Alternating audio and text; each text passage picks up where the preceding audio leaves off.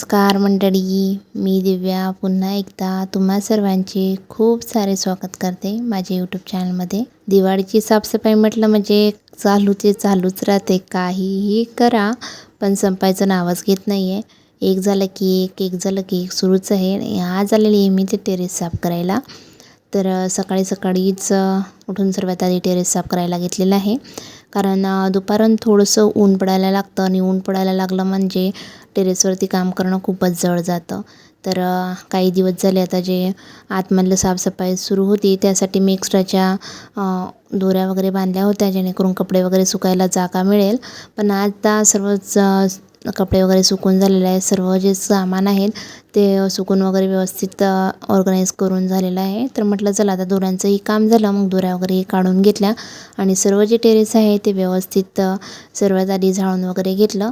आणि त्यानंतर आता आमच्या इथं बोर वगैरे आहे, तर बोरवेल असल्याकारणाने पाण्याची काही आम्हाला टंचाई येत नाही, म्हणून सर्वात आधी बोरचा जे पाईप आहे तो वरती आणला, कारण खालून पाणी वरती आणणं म्हटलं म्हणजे खूप जड जातं। तर आमच्या इथं बोरवेल असल्याकारणाने हे एक काम सोपं आहे। तर पाईप वरती आणून घेतला आणि सर्व टेरेसवरती व्यवस्थित पाणी शिंपडून सर्व टेरेस ओलं करून घेतलं, जेणेकरून त्यावरतीचे शेवाळं वगैरे लागलेलं आहे ना, तो थोडंसं पाण्याने नरम झाला तर घासायला सोपं जातो आणि लवकर साफ होतं, लवकर क्लीन करता येतं। त्यासाठी सर्व जे टेरेस होतं ते पूर्ण व्यवस्थित आधी ओलं करून घेतलं आणि त्यानंतर ब्रशने जिथं शेवाळ आहे तिथं छान असं घासून घेतलं।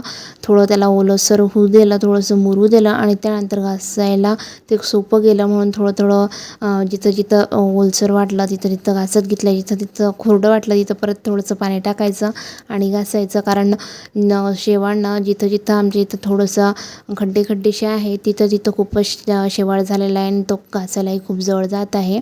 आणि खूप दिवस झाले नाही घासलं ना की ते असंच होत असतं आणि आता उन्हामुळे सर्वच सुकून गेलेलं आहे, त्यामुळे सर्व शेवाळ तो सुकल्यासारखा झालेला आहे, तर त्याला घासायलाही खूप जड जात आहे। सर्व शेवाळ जो आहे तर आता व्यवस्थित पाण्याने घासून घेतला, त्यानंतर झाडूनही व्यवस्थित झाडून घेतलं।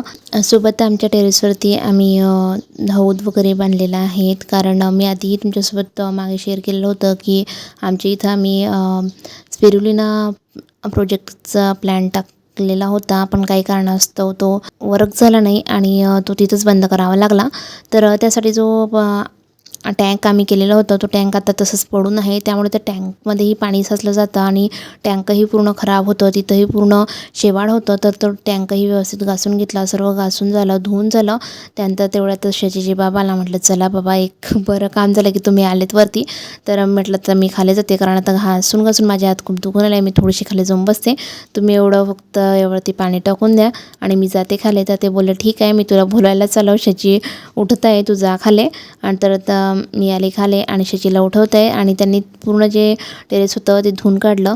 मी खाले आलेच तर आमच्या इथं एक बाबा येत असतात, ते हमेशा पीठ वगैरे मागायला येत असतात। तर मामाजींचा बूट आहे, तर आता त्यांच्या पाय हमेशा सुचतो, त्यामुळे त्यांना आता बूट घालता येत नाही, तर तो बूट तसाच पडून होता। तर तो बूट त्या बाबांना मी देऊन दिला, म्हटलं बाबा हा बूट नवाचा आहे, तुम्ही वापरायला घेऊन घ्या।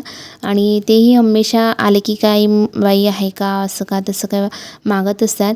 तर आता बोलल्या त्या बाबाकडे लक्ष ठेव, ते आले म्हणजे त्यांना देशील। तर खूप दिवस झाले आम्ही त्यांची वाट बघत होतो आणि आज फायनली ते आलेत आणि त्यांना तो बूट देऊन दिला आणि त्यांनी घालूनही बघितलं, त्यांना व्यवस्थित तो बूट झालाही।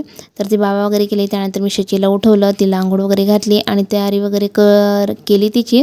तोच बाहेर बांगड्यावाल्या काकू आल्यात आणि आता त्यांनी मला आवाज दिला की दिव्या बाहेर ये, बांगड्या वगैरे घ्यायच्या आहेत। आणि बघ शचीला काय बांगड्या म्हटल्या म्हणजे खूपच ना बाई, तर माझ्या आधी शचीच तिथं धावत पडत आली आणि त्यांच्या बांगड्या भरण्या चालूच होत्या, तर बाईनेही बांगड्या भरून घेतल्यात। तर त्यांनी छान अशा बांगड्या भरल्या हिरव्या कलरच्या, मलाही हिरव्या कलरच्याच बांगड्या त्या घे असं म्हणत होत्या, पण माझ्याकडे ऑलरेडी खूप साऱ्या हिरव्या कलरच्या बांगड्या झालेल्या आहेत आणि काचाच्या मोस्ट ऑफ बांगड्या फुटतात, त्यामुळे मी खूप कमी बांगड्या घेत असते। पण दरवर्षी आता मला दिवाळीला काचाच्या बांगड्या घेत असतात, तर म्हटलं चला तर काही नवीन आहे का बघूयात।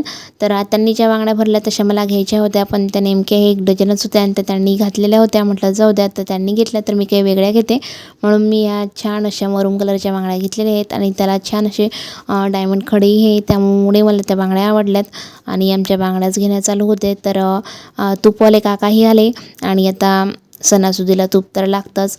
मग तूपही होऊन घेतलं. तर तूप वगैरे आज सर्वच गोष्टीची खरंच खूपच गडबड उडालेली आहे आमचीच.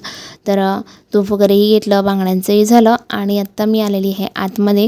शचीचं जेवण झालं, आमचे हे दोघींचे जेवणं वगैरे झाले आणि त्यामुळे चला आता मी थोडंफार आराम करते, कारण त्यांनाही या दगदगमुळे थोडंसं बरं नाही आहे. तर त्या थोड्या लेटल्यात. तोपर्यंत म्हटलं चला मी देव वगैरे साफ करून घेते. आता मोस्ट ऑफ जे साफसफाई आहे आमची ते सर्व झालेलीच आहे. सर्व रूम वगैरेही आमच्या साफ झालेल्या आणि आता आज देव वगैरेही साफ करून घेतले आणि आजपासून आम्ही फराळालाही सुरुवात केलेली आहे. शचीला झोपवलं आणि आत्ता फराळाला सुरुवात करणार आहे. तर सर्वात आधी आम्ही यावर्षी शंकरपाळ्यापासून सुरुवात केलेली आहे. शंकरपाळे आम्ही बनवायला आज सुरुवात केली. सकाळी साफसफाई वगैरे झाले, त्यानंतर जेवणं वगैरे हे ते म्हणजे पूर्ण एवढा मोठा दिवस असतो. पण काही कामं करत असलं ना की दिवस कुठं निघून जातो काहीच कळत नाही. तर आता आम्ही दोघी सासून असूनही आम्हाला एवढा मोठा दिवस कमी वाटायला लागलेला आहे.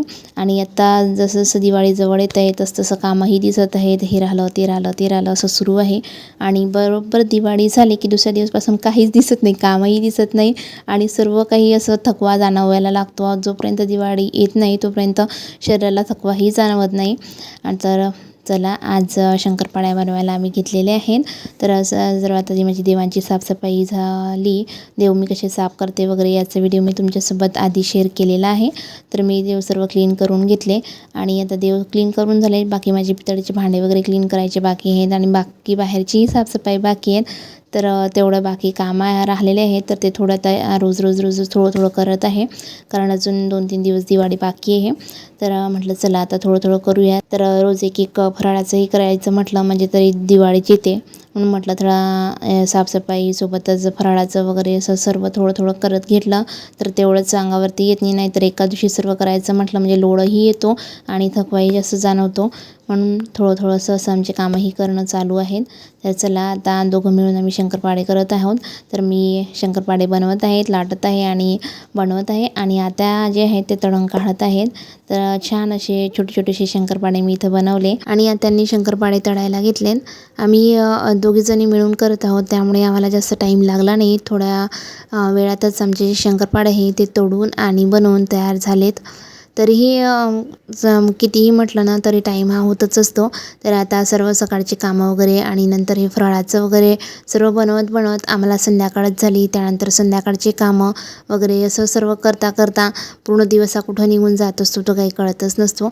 आणि दोघं मिळून करण्याचा एक फायदा असा असतो की एका जणाला थोडा कंटाळा येत असतो, पण आता दोघं जण मिळून करतो ना तर गप्पा गोष्टीमध्ये कुठं टाईम निघतो हा काही कळत नाही.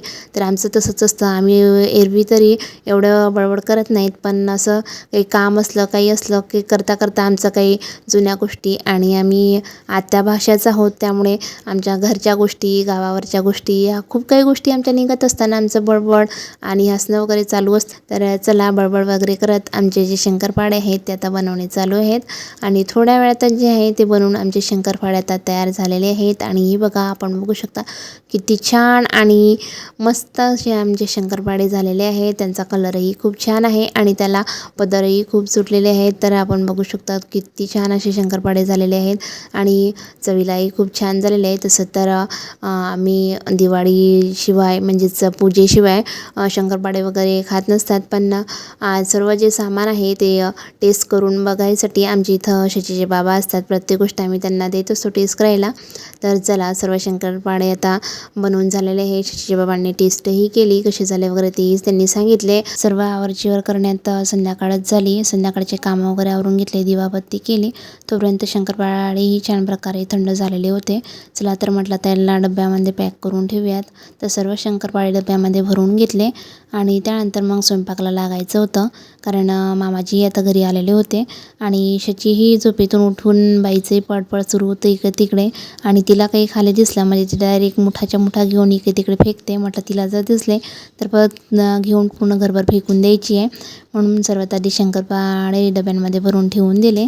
आणि बघा मी आत्ताच म्हटलं की शचीच काही घेऊन पळत सुटते आणि ती आलेलीच आहे आणि आई मला खायला दे तिचं सुरू झालं. तर मी तिला शंकरपाळे खायला दिले तर तिला तिच्या भांड्यामध्ये पाहिजे होते तर तिला वाटीमध्ये दिले तर तिच्या खेळभांड्यामध्ये ती घेऊन गेली, वाटीमध्ये टाकले आणि मग तिचं खाणं सुरू झालं. चला तर मंडळी, माझं स्वयंपाक वगैरे कामं मी आवरते आणि आजचा व्हिडिओ इथंच संपवते. आशा करते हा व्हिडिओ तुम्हा सर्वांना आवडला असेल. चला तर मग पुन्हा भेटूया अशाच एका नवीन व्हिडिओसोबत. तोपर्यंत बाय बाय.